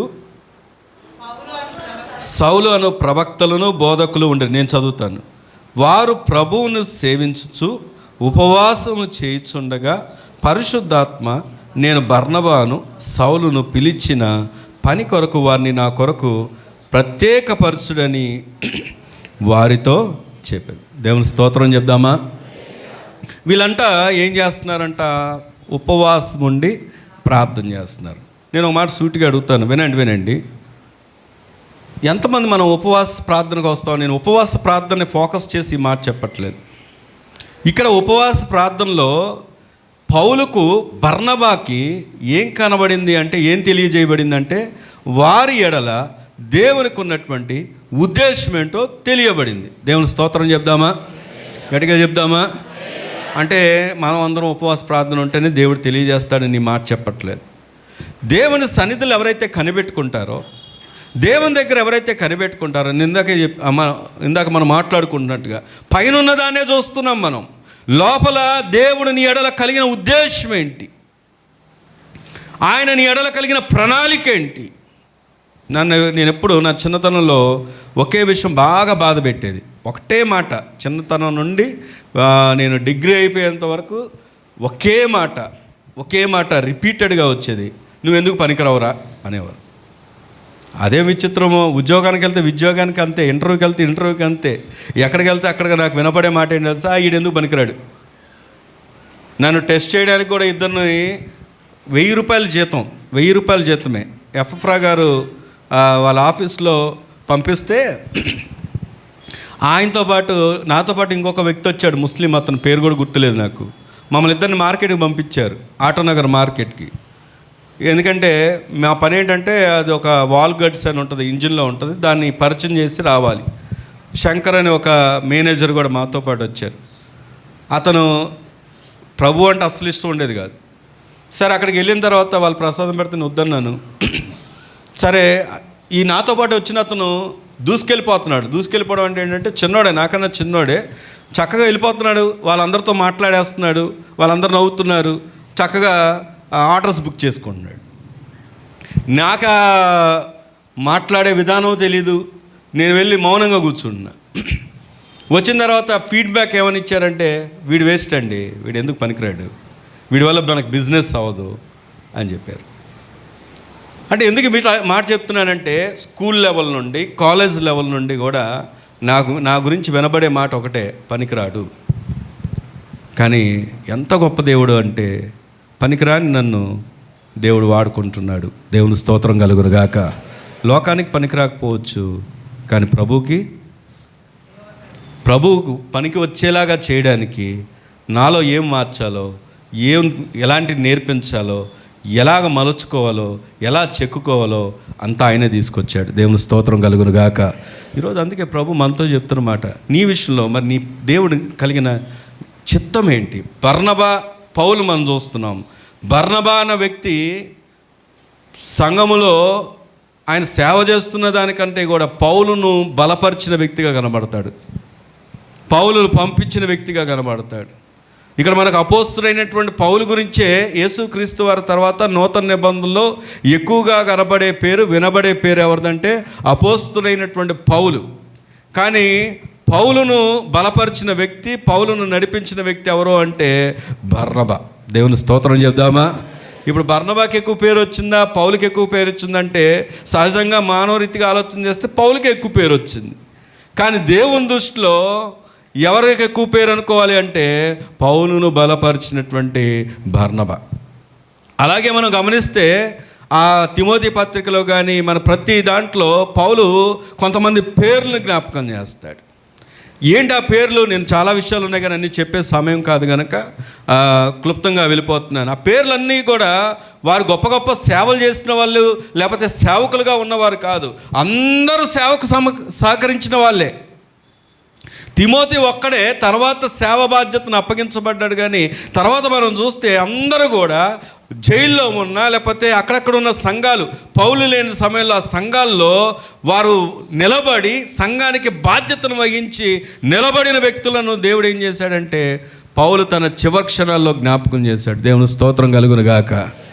ఈరోజు ప్రభు మనతో మాట్లాడుతున్నాడు. నీ బాధ్యత ఏంటి? ఎలా నువ్వు సేవించగలవు? ఎలాగ నువ్వు ఉపయోగపడగలవు? ఓ రోజు ప్రభు దగ్గర నిలబడ్డావు అనుకో, అయ్యా నీకు ఈ తలాంతులు ఇచ్చాను, ఈ తలాంతును వాడావా అంటే, లేదండి దాచిపెట్టానంటే, మీరు నాకు అప్పగించిన దాన్ని జాగ్రత్తగా కాపాడుకొని దాచిపెట్టానంటే ప్రభు ఏమంటాడు చెప్పండి? ఏమంటాడు? అపనమ్మకస్తుడా అంటాడు. ప్రభు కావాల్సింది ఎవరంటే తలాంతులు వినియోగించి వాడి ప్రభు కొరకు బ్రతికేవారు కావాలి. దేవుని స్తోత్రం కలుగును గాక. అందుకే మత్తయి సువార్త 25వ అధ్యాయంలో మత్తయి సువార్త 25వ అధ్యాయం 21వ వచనంలో అతని యజమానుడు బల నమ్మకమైన మంచి దాసుడా. ఎంతలో నమ్మకంగా ఉన్నాడంట? కొంచెంలో. దేవునికి తెలీదా ఎంత ఇవ్వాలో? చెప్పండి. అందరు ఉన్నపాటిని ఇప్పుడు నేను అనుకున్నాను అనుకోండి, నాకు ఒకేసారి సూటు బూటు ఉండి పెద్ద డిజిటల్ చర్చ్ ఉండి ఇలాగ, దాన్ని కాదు దేవుడు చూసేది. కొంచెంలో నమ్మకంగా ఉండి నిన్ను అనేకమైన వాటి మీద నియమించదను, నీ యజమాని సంతోషంలో పాలు పొందుమని అతనితో చెప్పాను. గడికి దేవుని స్తోత్రం చెప్దామా? ఎంతలో నమ్మకంగా ఉన్నాడు? కొంచెంలో నమ్మకంగా ఉంటే నీకు అనేకమైన వాటిలో ఏమిస్తున్నాడు అంటే అధికారాన్ని ఇస్తున్నాడు అంటున్నాడు. దేవుని స్తోత్రం చెప్దామా? కొంచెంలో. మన సేవకులు చెప్తూ ఫిలిప్పైన్ దేశం, ఫిలిప్పీలు దేశం ఆయనే చెప్పారా, ఏమన్నారంటే వాళ్ళంట హోటల్కి వెళ్తే హోటల్స్లో వర్కర్స్ కాలే పనిచేస్తారంట. ఆ వర్కర్స్ అక్కడ తుడిచేటప్పుడు అక్కడ నోట్ల కట్టలు ఉన్నా కానీ తీసి తుడిచేసి ఆ కట్టలు అక్కడ పెట్టేసి వెళ్ళిపోతారంట. అంత నమ్మకంగా ఉంటారంట. అందుకే ప్రపంచంలో ఎక్కడికి వెళ్ళినా వాళ్ళకు ఒక మంచి పేరు ఉందంట. హోటల్స్లో పిలిచి మరి వాళ్ళని పెట్టుకుంటారంట, ఎక్కువ శాలరీ ఇచ్చైనా సరే. ఎందుకంటే వారి నమ్మకత్వాన్ని బట్టి. ప్రభు ఇక్కడ ఎందుకు ఈ మాట చెప్తున్నానంటే, నీ కొంచెంలో నీ స్థితి ఎలా ఉందో దేవునికి తెలీదా? అయ్యా నేను పేదరాలనయ్యా, పేదవాడినయ్యా, నేనేం చేయగలనయ్యా, కష్టపడితే కానీ డొక్కాడితే కానీ రెక్కాడితే కానీ డొక్కాడదయ్యా అని మనం అనుకుంటాం చాలాసార్లు చిన్న చిన్న వాటిలో. కానీ ప్రభు నీ స్థితి ఏంటో తెలుసు. ధనవంతుడు ఉన్నాడు, పేదలాజరు ఉన్నాడు, పేరులోనే పేద ఉంది. కానీ దేవుని దగ్గర మొదటగా గణపరచబడిన వ్యక్తి, అబ్రహాం కుడిపార్శ్వన కూర్చున్న వ్యక్తి ఎవరు అంటే పేదలాజరే. దేవుని స్తోత్రం కలుగును గాక. ఎందుకో తెలుసా? నమ్మకత్వాన్ని బట్టి. ఈరోజు నీకున్న దాంట్లో నువ్వు ఎంత నమ్మకంగా ఉన్నావు, నువ్వేం చేయగలవు, ఎలా చేయగలవు, ఏ విధంగా ప్రభు కొరకు వాడబడగలవు, ఏ విధంగా ప్రభువును ప్రకటించగలవు. దేవుని కృప ద్వారా రక్షించబడిన నీవు ఆ కృపలోకి అనేక మంది రావడానికి ఒక సాధనంగా ఎలాగ వినియోగించబడగలవు. అది ఎప్పుడు తెలుస్తుంది అంటే నీ రక్షణను నువ్వు గుర్తింపులోకి తెచ్చుకొని నువ్వు ఏమై ఉన్నావో తెలుసుకున్నావు. 2 విషయాలు జ్ఞాపకం చేశాను. నీవు ఎలా రక్షించబడ్డావు దేవుని కృప ద్వారా. రెండో విషయం, నువ్వేం చేయగలవు. నీ పక్కన ఇప్పుడు ఏం చేయగలవు. మూడో మాట చెప్తాను, ఎలా చేయగలవు. హెబ్రీలకు రాసినటువంటి పత్రిక 9వ అధ్యాయం, హెబ్రీలకు రాసినటువంటి పత్రిక 9వ అధ్యాయం 14వ వచనాన్ని చదివితే,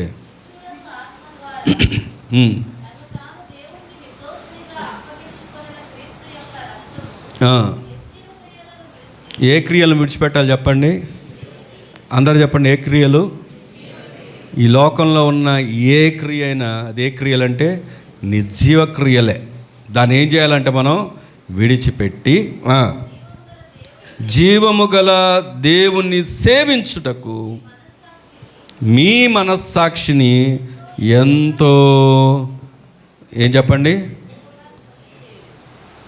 మీ మనస్సాక్షిని చెప్పాలి, అందరూ చెప్పాలి ఆ మాట, ఎంతో ఎక్కువగా శుద్ధి. దేవుని స్తోత్రం చెప్దామా? నేను ఒక మాట సూటిగా అడుగుతున్నాను. వాక్యం వినబడుతుంది కదా, వాక్యం వినబడినప్పుడు ఈ వాక్యం నా పక్కనున్న వాళ్ళకే, ఈరోజు ప్రభు పక్కనున్న వాళ్ళతో మాట్లాడాడు అని అనడానికి లేదు. ఎందుకో తెలుసా? నీకు ఒక మనస్సాక్షి ఉంటుంది. నీ మనస్సాక్షి నీ మీద ఏం చేస్తుంది అంటే నేరారోపణ చేస్తుంది. ఎవరినైనా మోసపుచ్చవచ్చు. ఒకటి, దేవుణ్ణి మోసపుచ్చలేం. రెండోది నీ మనస్సాక్షిని.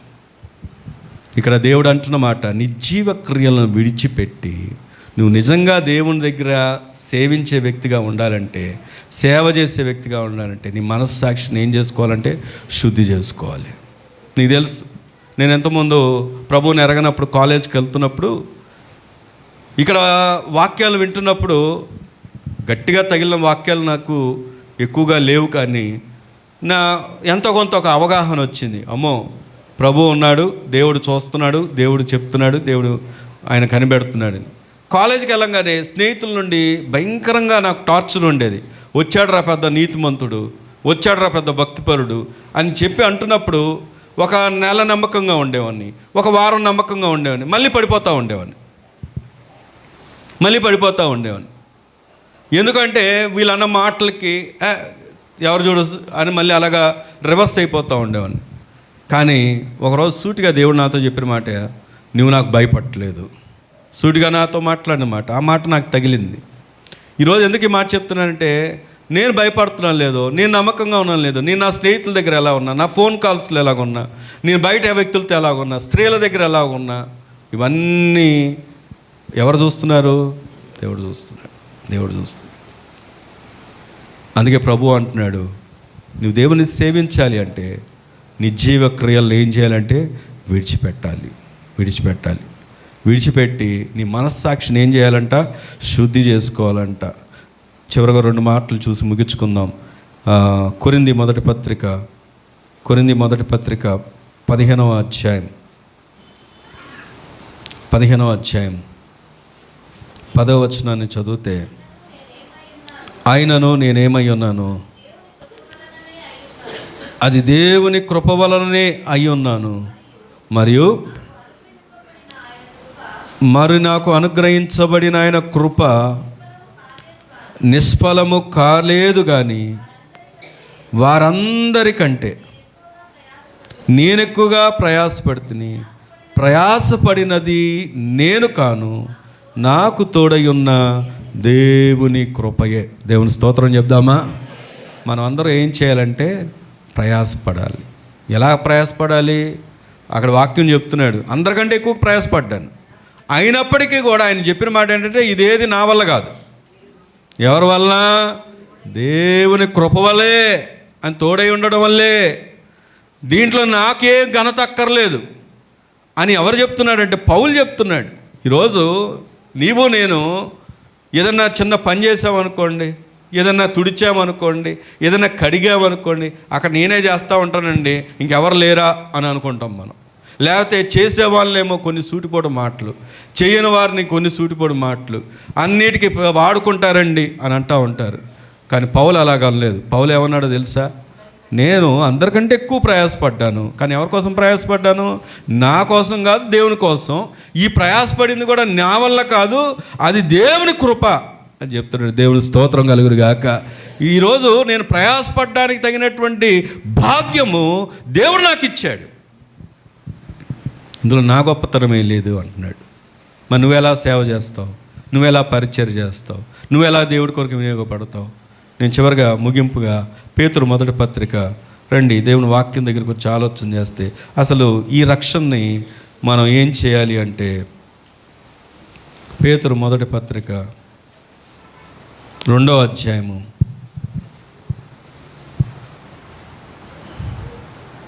3వ వచనం చదువుదాం. సమస్తమైన దుష్టత్వమును, సమస్తమైన కపటమును, వేషధారణను, అసూయను, సమస్త దూషణ మాటలు మాని కొత్తగా జన్మించిన శిశువులను పోలిన వారై నిర్మలమైన వాక్యమన్న పాలన వలన రక్షణ విషయంలో ఎదుగు నిమిత్తము ఆ పాలను ఏం చేయాలంట? అపేక్షించ. ఇది ప్రతి ఒక్కరూ చేయాల్సిన పని. ఏంటంటే వీటన్నిటిని మానాలి. ఏం మానాలి? వేషధారణ మానాలి. వేషధారణ ఒకరోజు బయటికి దేవుడు తీసుకొస్తాడు. ఈరోజు ఎవరికి తెలియదు అనుకోవచ్చు, కానీ ఒకరోజు బయట పెడతాడు ఆయన. వేషధారణ మాని, అసూయను తీసివేసుకొని, దూషణ మాటలు మాని కొత్తగా జన్మించిన శిశువును పోలిన వారై నిర్మలమైన వాక్యమును పాల వలన ప్రతి దినం వాక్యాన్ని కలిగి, వాక్యాన్ని ఎరిగి, వాక్యాన్ని చదివి, వాక్యం దగ్గరకు వచ్చి మనం ఏం చేయాలంటే రక్షణ విషయంలో ఎదగాలి. మూటలోకి చూడడం అంటే ఏంటి అంటే, రక్షణ విషయంలో నువ్వు ఎదగగలవు. ఏ రీతిగా ఎదగగలవు? నీ పిలుపేంటి? నీ తలాంత్ ఏంటి? నువ్వు ఎలా వినియోగించబడగలవు? ఎలా వాడబడగలవు? అగ్రిప్ప అనే రాజు దగ్గర చెప్తున్నాడు పౌలు, నన్ను సేవకునిగా ఎంచుకున్నాడు, పరిచారకునిగా ఎన్నుకున్నాడు, సాక్షిగా. ఇంకో మాట చెప్పనా, నువ్వు ఏ పరిచర్య చేయకపోయినా ప్రభు కొరకు సాక్షిగా ఉంటే ఆ సాక్ష్యం అనేక మందిని ఏం చేస్తుందంటే ప్రభు వైపు నడిపిస్తుంది. దేవుని స్తోత్రం కలుగును గాక. అందుకే క్రైస్తవుడికి సాక్ష్యం చాలా ప్రాముఖ్యమైంది. ఒక్కసారి సాక్ష్యం కోల్పోయాం అనుకో, గోడకు మేకు కొడతాం. మేకు కొడితే ఏమవుద్దంటే మేకు తీసేయచ్చు, కానీ అక్కడ ఏముంటుంది, ఆ కన్నం అలాగే ఉంటుంది, హోల్. సాక్ష్యం అనేది చాలా ప్రాముఖ్యమైనది. అందుకే హెబ్రీ పత్రికలో ఉంటుంది కదా, చదవనక్కర్లేదు కానీ, ఎంత గొప్ప సాక్షి సమూహం ఎలా ఆవరించిందంట, మేఘము వలె ఆవరించినందున. దేవుడు ఈరోజు మనతో ఎందుకు ఈ మాట చెప్తున్నాడంటే, నీవు నేను ఎలా సేవ చేయగలం, ఎలా పరిచయం చేయగలం. 3 విషయాలు. 1, ఆయన మనల్ని ఎన్నుకున్నాడు, ఆయన కృప ద్వారా మనం రక్షించబడ్డాం, ఆయన కృప ద్వారానే అది మనకు అనుగ్రహించబడిన వరం విశ్వాసం.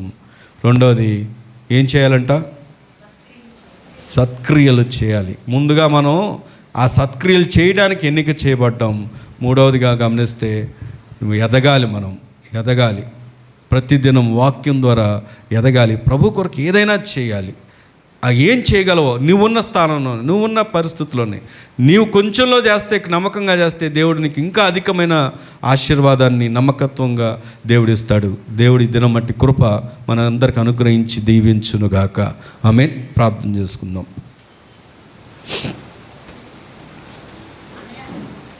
తండ్రి, కరుడైన మా యేసయ్య, మీకు వందనాలు, స్తోత్రాలు చెల్లిస్తున్నాం. ఒక అద్భుతమైన సందేశాన్ని మీ ప్రియులు, మీ దాసులు, దైవజనులు నిలవబెట్టి, దేవా దైవజనంగమైన నీ పిల్లలతో దేవా మీరు మాట్లాడిన వాక్కుకై కృతజ్ఞతా స్తోత్రములు నాయన. నిజముగా నా తండ్రి, మా రక్షణ భాగ్యం ఎంత ఉన్నతమైందో, మేము పిలువబడిన పిలిపి ఎంత ఉత్కృష్టమైనదో ఉన్నతమైందో, ప్రతిష్ఠించబడిన మా ఆయన జనంగమని, అయ్యా ఇదిగో నా తండ్రి, ఆ రక్షణలో ఏమి దాగబడి ఉందో ఈరోజు మీరు మాతో మాట్లాడారు. కూడి ఉన్న మేమందరూ నీకు సాక్షులుగా, నిత్య జీవానికి వారసులుగా, నాయన బహుమతులు పొందువారంగా, నీ కృప ద్వారే సమస్తం జరిగించేవారమని ఎరిగిన వారంగా, నీ కృపకి సాక్షులమై, నీ కృపని వెంబడించి కృపకి సాక్షులై నిలబడినట్లుగా ప్రతి వారిని ఏర్పాటు చేయి నాయన. ఎవరము కూడా పనికిరాని వారం కాదు నాయన. మేమందరం బలమైన పాత్రలు, మేమందరం పనికొచ్చేవారమే, యోధులమన్నావు, భాగ్యవంతులమన్నావు తండ్రి. బాధ్యత కలిగిన వారమనే నువ్వు సెలవిచ్చావు నాయన. ఏ ఒక్కరూ బాధ్యత లేని వారం కాదు, ఏ ఒక్కరూ యోధులుగా ఉన్నవారం కాము, ఏ ఒక్కరూ భాగ్యము లేని వారం కాదు నాయన.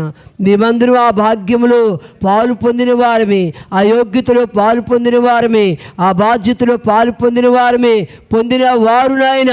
శ్రమగా కదలచబడిన వారంగా తండ్రి, నీవు చేయి కార్యాభివృద్ధినందు ఎప్పటికీ స్థిరులై విజయమునందే కృపని నాయన ఈ చిన్న మంద మీద అనుగ్రహించి నీ నామనికి ఘనమహిమ ప్రభావాలు పొందుకోమని, మీ దాసులు ఇంకా ఘనంగా నిలబెట్టి వాడుకోమని యేసు నామం అడిగి వేడుకొని పొందున్నాం పరమ తండ్రి. ఆమేన్.